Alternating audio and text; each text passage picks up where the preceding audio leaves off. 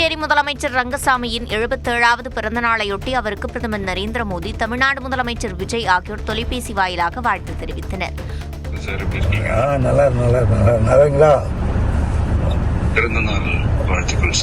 நன்றி நன்றி நன்றி, வாழ்த்துக்கள். நல்லா இருக்கணும். நல்லா போயிட்டு இருக்கா? நல்லா போயிட்டு இருக்கு சார். பார்த்து நல்லா பண்ணுங்க. வாழ்த்துக்கள். நேராக பார்க்குறேன். புதுச்சேரி துணைநிலை ஆளுநர் கைலாஷ்நாதன் முதலமைச்சரின் வீட்டிற்கு நேரில் சென்று பூங்கொத்து கொடுத்து சால்வை அணிவித்து வாழ்த்தினார். இதேபோன்று மக்களவை சபாநாயகர் ஓம் பிர்லா, மத்திய அமைச்சர்கள் அமித்ஷா, ராஜ்நாத் சிங், நிர்மலா சீதாராமன், இணையமைச்சர் எல் முருகன், பாஜக தேசிய தலைவர் நிதின் நபின் உள்ளிட்டோரும் முதலமைச்சர் ரங்கசாமிக்கு வாழ்த்து தெரிவித்தனர். புதுச்சேரியில் முதலமைச்சர் ரங்கசாமியின் 77வது பிறந்த நாளையொட்டி அரசு மருத்துவமனையில் பிறந்த குழந்தைகளுக்கு முன்னாள் அமைச்சர் சந்திர பிரியங்கா 2 கிராம் தங்கம் வழங்கினார். காரைக்கால் அரசு மருத்துவமனையில் நேற்று பிறந்த 3 குழந்தைகளுக்கு மோதிரம் வழங்கியதுடன் குழந்தைகளை எடுத்து கொஞ்சி மகிழ்ந்தார்.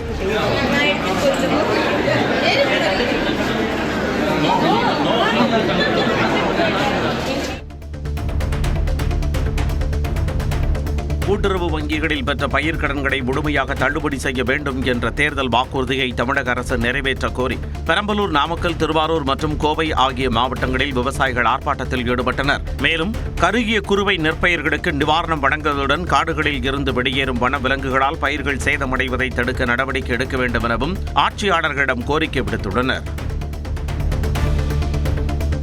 திருப்பூரில் நொய்யல் ஆற்றங்கரையில் உள்ள நல்லம்மன் கோவிலில் பொங்கல் விழா விமர்சையாக நடைபெற்றது. மங்கலம் அருகே நல்லம்மன் தடுப்பணையில் அமைந்துள்ள இந்த கோவிலில் ஆடி மாத பொங்கல் திருவிழா நேற்று நடைபெற்றது.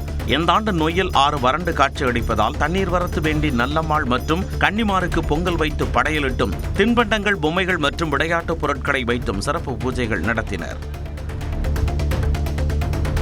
தூத்துக்குடியில் 1 கோடி ரூபாய் மதிப்பிலான சீன பட்டாசு திருட்டு வழக்கில் கைது செய்யப்பட்ட தாவேக வழக்கறிஞர் அணி அமைப்பாளர் ஜெசுதாஸ் கட்சியிலிருந்து நீக்கப்பட்டுள்ளார். கடந்த ஆண்டு துறைமுகத்தில் பறிமுதல் செய்யப்பட்டு சீல் வைக்கப்பட்டிருந்த சீன பட்டாசுகள் பின்னர் நீதிமன்ற விசாரணையின் போது மாயமாகின. இது தொடர்பாக விசாரணை நடத்திய காவல்துறையினர் ஜெசுதாஸ் உள்ளிட்ட 9 பேரை கைது செய்தனர். இதையடுத்து கட்சிக்கு அவப்பெயர் ஏற்படுத்தியதாக ஜெசுதாஸை அடிப்படை உறுப்பினர் உள்ளிட்ட அனைத்து பொறுப்புகளில் இருந்தும் நீக்குவதாக தமிழக வெற்றிக் கழகம் அறிவித்துள்ளது. தூத்துக்குடி மாவட்டத்தில் 45,000த்திற்கும் மேற்பட்ட தொழிலாளர்களின் வாழ்வாதாரமாக விளங்கும் உப்பு உற்பத்தியை கருத்தில் கொண்டு உப்பள தொழிலாளர்களின் மழைக்கால நிவாரணத்தை 10,000 ரூபாயாக உயர்த்தி வழங்க தமிழக அரசுக்கு கோரிக்கை விடுக்கப்பட்டுள்ளது. நல வாரியத்தில் பதிவு செய்துள்ள ஒரே குடும்பத்தைச் சேர்ந்த நபர்கள் அனைவருக்கும் தனித்தனியாக நிவாரணம் வழங்குவதுடன் கல்வி, ஓய்வூதியம் மற்றும் திருமண உதவித் தொகைகளை இரட்டிப்பாக உயர்த்தி வரவிருக்கும் பட்ஜெட்டில் அறிவிக்க வேண்டும் என வலியுறுத்தியுள்ளனர்.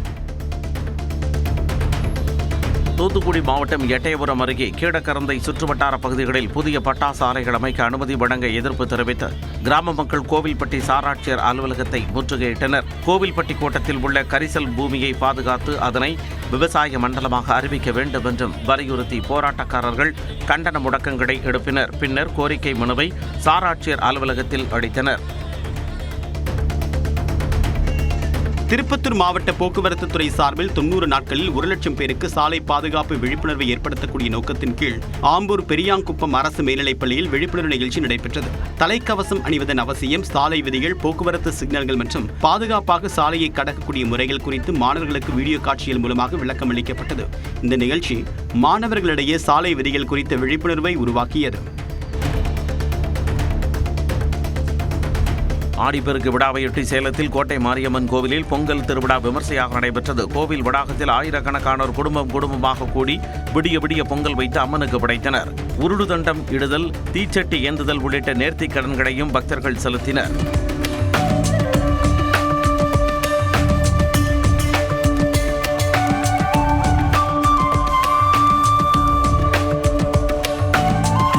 ஆடி திருவிழாவையொட்டி இன்று சேலம் மாவட்டத்திற்கு உள்ளூர் விடுமுறை அறிவிக்கப்பட்டுள்ளது.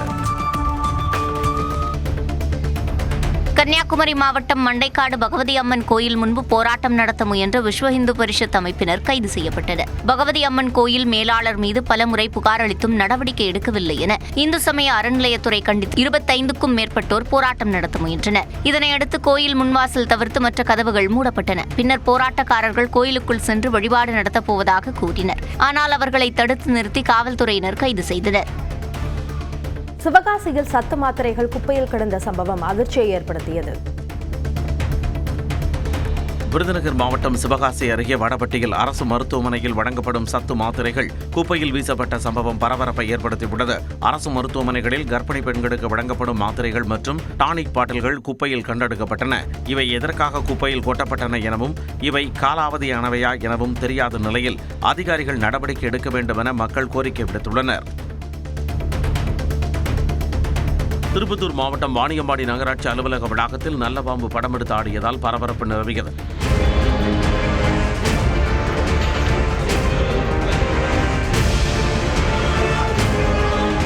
ஆதார் அட்டை பதிவு செய்ய வந்திருந்த இளைஞர் ஒருவர் லாபகமாக பாம்பை பிடித்து அருகில் உள்ள புதர் பகுதியில் விடுவித்தார். திருச்சி மாவட்டம் மணப்பாறை அருகே பாலப்பட்டியில் 7 ஆண்டுகளுக்கு பின் மாடுகள் மாலை தாண்டும் நிகழ்ச்சி விமர்சையாக நடைபெற்றது. அங்குள்ள மாரியம்மன் கோவிலில் சிறப்பு வழிபாடுகளுக்கு பின்னர் நூற்றுக்கணக்கான காளை மாடுகள் அழைத்துச் செல்லப்பட்டு ஓர் இடத்தில் இருந்து மொத்தமாக விரட்டிவிடப்பட்டன. எல்லைக்கோட்டில் போடப்பட்டிருந்த துணியை தாண்டி குதித்துச் சென்ற காளைகள் வெற்றி பெற்றதாக அறிவிக்கப்பட்டன. அதன் பின் பொதுமக்கள் தேவராட்டம் ஆடி மகிழ்ந்தனர்.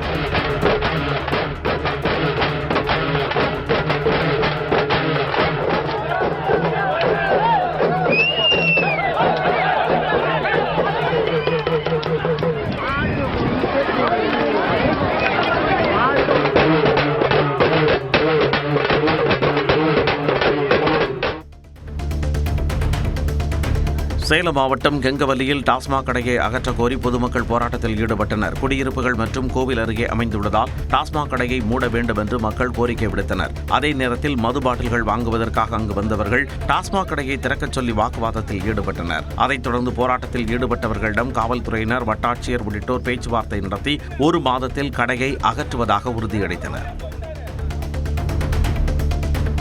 காரைக்கால் திருநள்ளாறு அருகே வேகமாக சென்ற கிரேன் வாகனம் சாலையோரம் நடந்து சென்ற முதியவர் மீது மோதியதில் அவர் சம்பவ இடத்திலேயே உயிரிழந்தார். விபத்து குறித்து வழக்கு பதிவு செய்த காவல்துறையினர் விசாரணை நடத்தி வருகின்றனர்.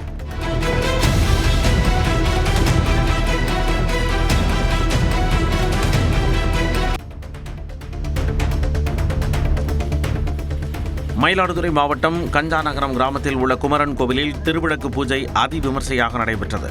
ஏராளமான பெண்கள் பங்கேற்று குத்துவிளக்குகளை வைத்து வழிபாடு செய்தனர். பின்னர் முருகப்பெருமானுக்கு தீபாராதனைகள் நடைபெற்றன.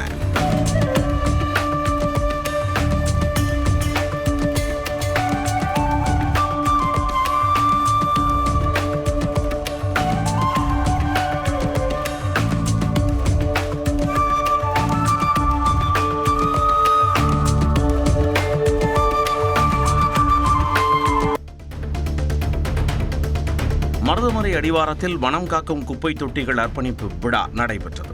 கோவிலுக்கு வருவோர் குப்பைகளை முறையாக சேகரித்து சுற்றுச்சூழலை பராமரிக்கும் வகையில் இம்முயற்சி மேற்கொள்ளப்பட்டுள்ளதாக விழாவில் தெரிவிக்கப்பட்டது. கோவில் வளாகத்தில் குப்பைகளை சேகரித்து வைக்கும் 30 குப்பை தொட்டிகள் மருதமலை கோவிலுக்கு அர்ப்பணிக்கப்பட்டன.